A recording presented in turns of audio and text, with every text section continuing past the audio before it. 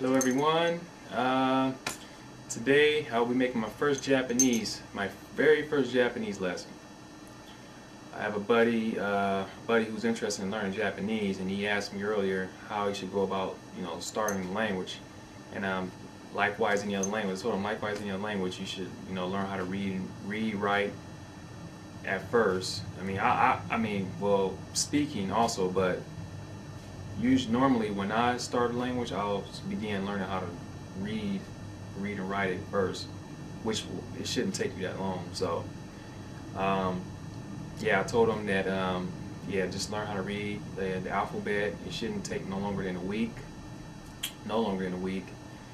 and after that, after that week, then you start working on fluency. That's how I work.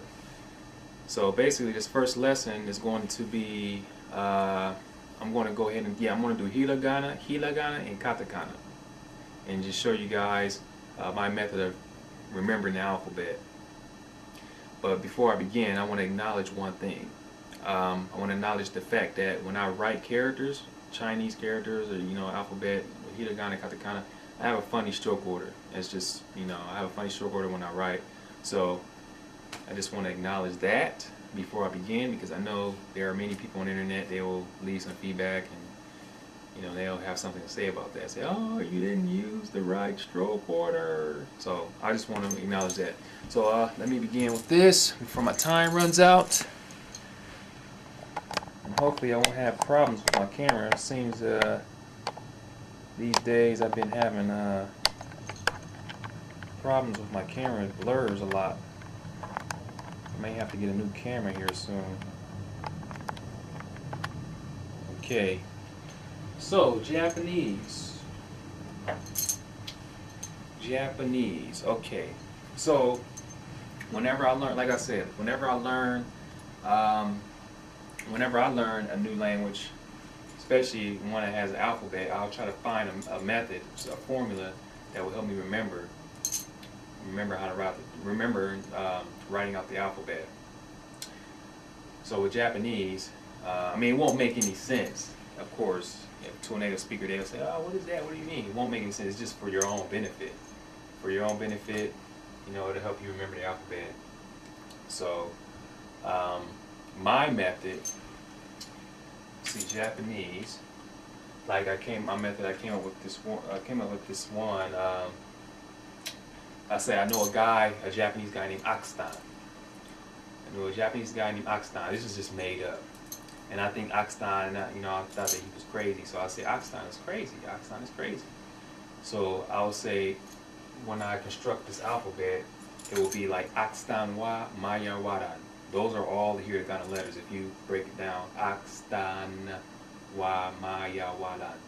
And basically, Maya Waran, it's not even a Japanese word. It's just something I made up.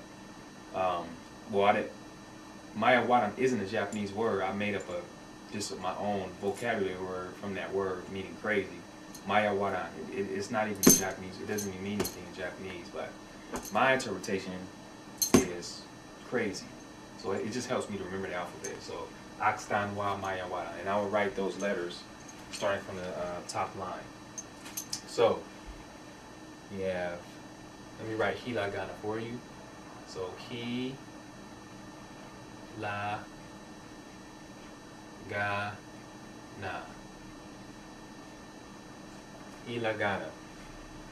Alright?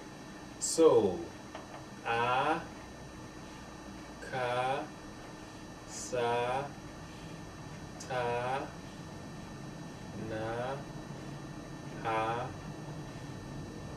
ma, ya, wa, ran. And there you have it.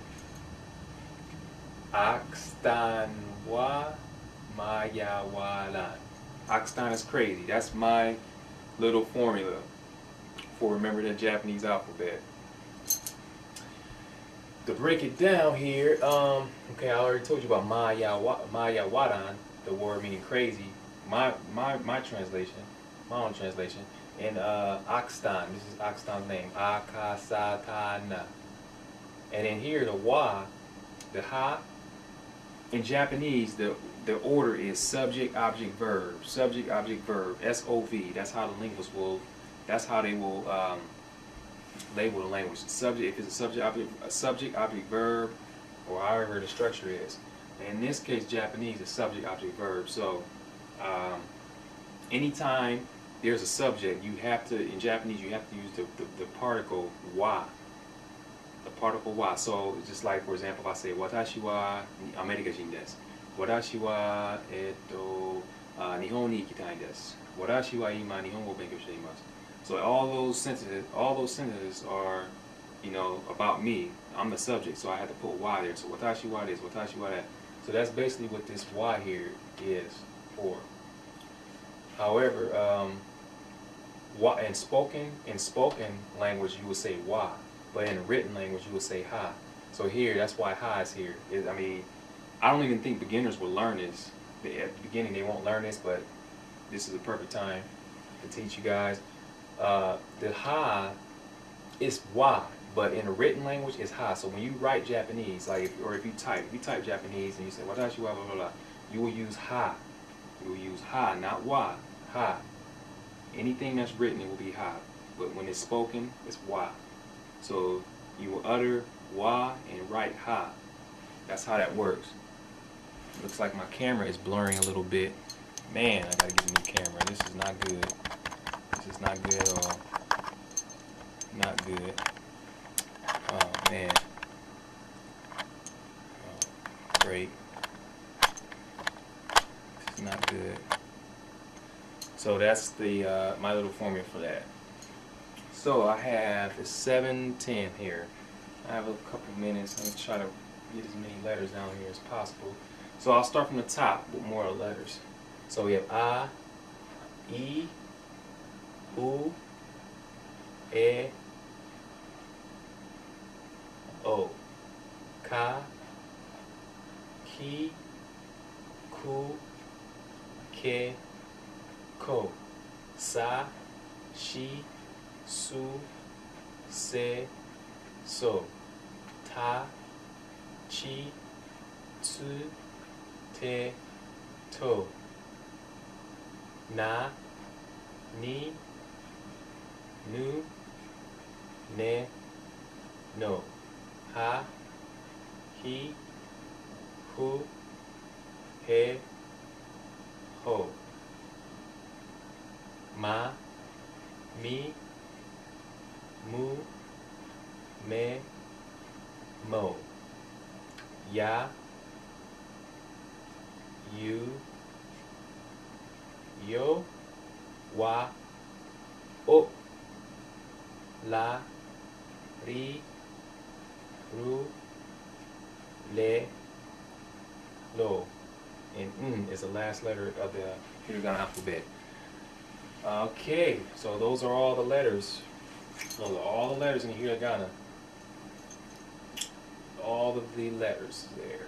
So, you guys, like I said before, I mean, you can either, I'll give you permission, you can use mine, you know, or you can just come up with your own. Whatever you can come up with, remembering this alphabet, that will be beneficial for you, then go ahead and do that, because that will help you.